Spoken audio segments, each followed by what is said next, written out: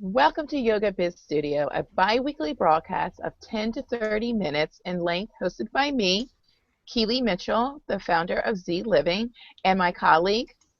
Carla Wilson, owner of Wilson Media Services. On each episode, we share business, legal, marketing insights for yoga studio owners and independent yoga teachers. We use Google Plus Hangouts on air to produce our show, so you can watch it via Google, YouTube, or our website at yogabizstudio.com. If you're watching our show on YouTube or our website, please click on the yellow graphic at the bottom of the viewer. This will allow you access to our event page to ask questions or comment on today's show.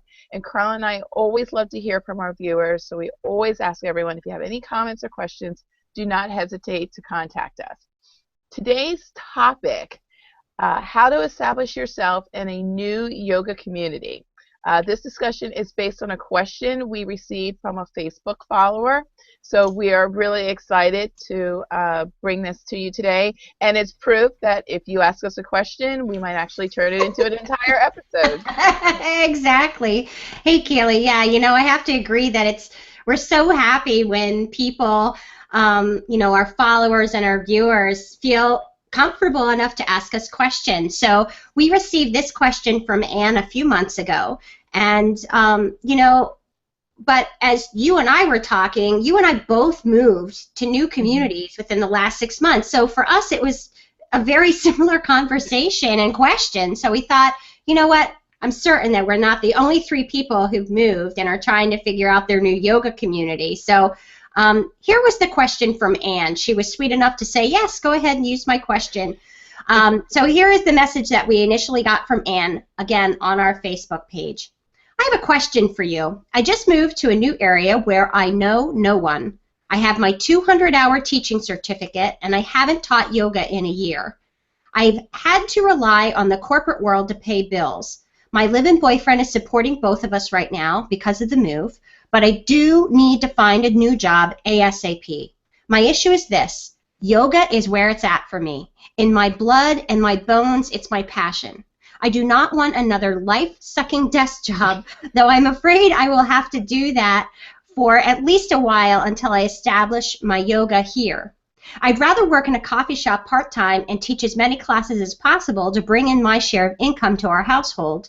I don't believe we are on this planet to be unhappy, and desk jobs make me unhappy. My question is this. Do you have any ideas on how to go about networking in a new place? I do not have the funds to take classes at a studio to get my foot in the door, unfortunately. Any ideas would be greatly appreciated. So, Kaylee, how did you answer answer Anne's question? I love it, because so many of us, we hate corporate America and like the blood-sucking death. So. Exactly. But Carla, this is such a great topic for us to discuss on so many levels. Like you said, we both moved, within the last year. And when I say moved, I mean not around the corner. I mean, we both made significant moves that required us to find new yoga communities to some degree. I know we both had always head back to our old stomping grounds, occasionally, but the considerable distance that we did, it makes it difficult to actually go back on a daily basis. So we totally get this.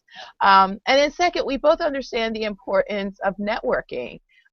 Yes, I said it, the dirty, ugly word, networking. But it doesn't have to be this bad 10-letter word. It could be fun, and it's definitely a necessity. So I think it's just great that Anne brought up those 2 points that we're actually able to talk upon. So let me jump head first into this. When I moved, I just started getting out there. I looked around for local yoga studios or classes that were offered, so I could immerse myself into like the new yoga community. I also started asking around, just asking people. If you are new to a studio, these days many of them offer free classes. So that is something I would suggest if you're new and you don't really have a lot of money. Start looking into the ones that are offering free classes.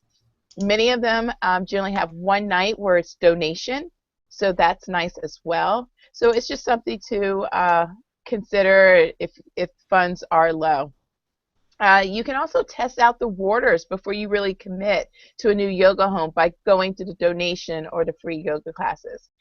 If you're comfortable with meetup.com, you may be able to find some yoga communities that meet and that are free. It may take some digging, but I'm sure you can find a new community that welcomes. Yogis, for the most part, are very welcoming people. So kind of go on meetup.com. You might be able, that's a way to start networking and getting to know people in the yoga community. Find some free classes so you can kind of start immersing yourself. Now, as for networking, if you teach and want to continue teaching after you move, you need to just get out there. Visit the studios.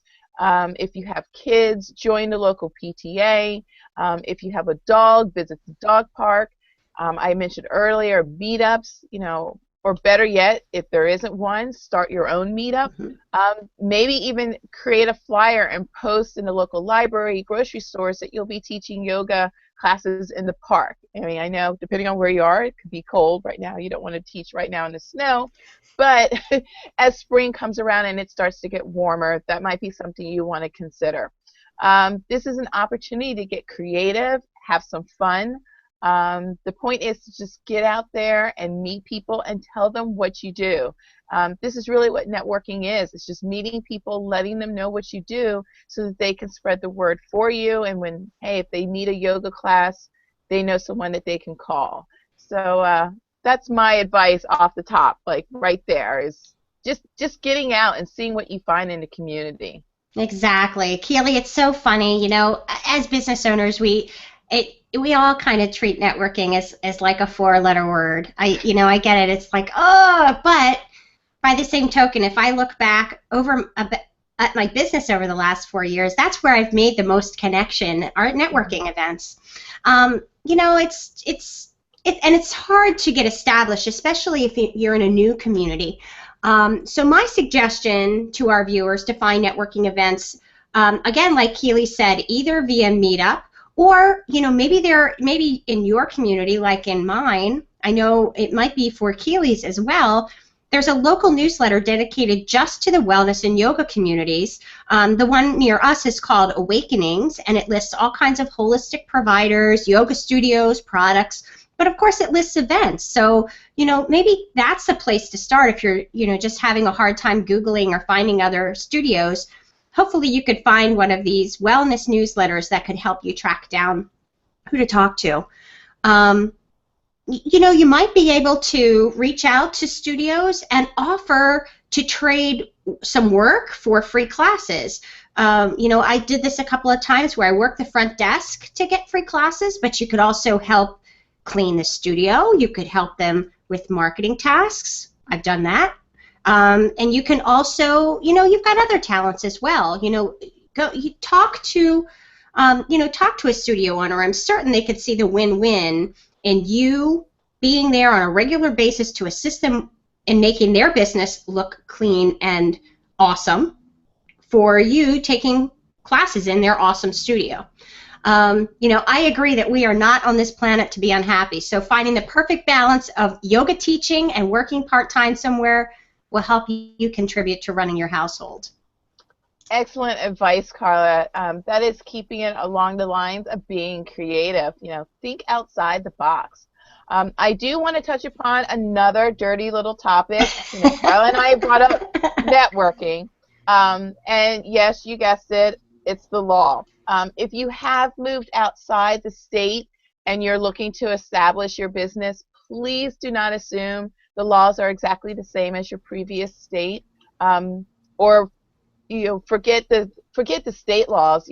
Don't assume local laws are the same. So even if you move 3 towns over, there might be different local laws you need to be aware of. So do your research. If you have already formed a legal entity, make sure you properly move your business and set it up correctly in your new state. Every business has a home, so wherever you incorporated it or formed it, that's considered its home state where it resides. If you don't want to completely move it to the new state, then at least register it as a foreign business. That's very important so that you follow those laws. All the states require that. If you are a foreign business coming into the state to do business, you must register it. If you are opening a physical location, or even if you're not, make sure you have all the proper business licenses required in your new location. And lastly, inform your insurance carrier you have moved and that you are making sure that you're properly covered in your new location. Yeah, that's all good advice, Keeley. You know, we initially just answered this question for Anne as, you know, how do I network and get out there? But it is important when you move a business to remember all of these facts. So, of course, I'm going to offer up some marketing suggestions. Don't forget, because I almost did this myself when I moved, do not forget to log into all of your social profiles, your website, all your social networks, and update your information. You know, the fun thing that I found about living in a new area is a channel like Twitter will make connection suggestions for you based on your geographic location. So make sure that you have your profile updated and the the new town listed there. Another reminder is do not forget to update your business cards because, well, I guess mostly if you have a street address listed there. If you have just, you know, your name and email address and maybe your social networks, it might not be as much a problem. But if you do have a bricks and mortar address listed, make sure that you update that and get new business cards ordered for your business. Carla, great reminders. I know I always forget to go on and do my social media. I am awful with LinkedIn. I just seem to always forget LinkedIn, so great advice. Yeah, I was just it's just one of those things, you know, there always seems to be something that falls through the cracks for us, right? You know, so yep. LinkedIn for you, Google Plus for me, you know, it happens to the best of us. So I'm noticing we don't have any questions, but I do want to remind our viewers, if you do have questions, even after the fact and you weren't able to watch our show live, please feel free to enter your question in the panel just below the video player, and Keeley and I would be happy to answer your question, much like we answered Anne's on our Facebook page. So we wanted to remind you to join us on our next episode, which will be on February 5th. We will be talking about the debate of licensing and regulations in the yoga community. So a little bit heavier subject than one of networking and establishing yourself in a yoga community, but important nonetheless. So we will be tackling that debate on our next episode. In the meantime, if you have questions, please feel free to reach out to us at yogabizstudio@gmail.com or on the social networks of Facebook, Twitter, and Google Plus by searching on Yoga Biz Studio. All right. Thanks, Carla, and thank you for our audience for joining us today. Our Yoga Biz Studio show is brought to you bi-weekly by Keeley Mitchell, me of Z Living, and Carla Wilson of Wilson Media Services. Until our next episode, namaste. Namaste, everyone.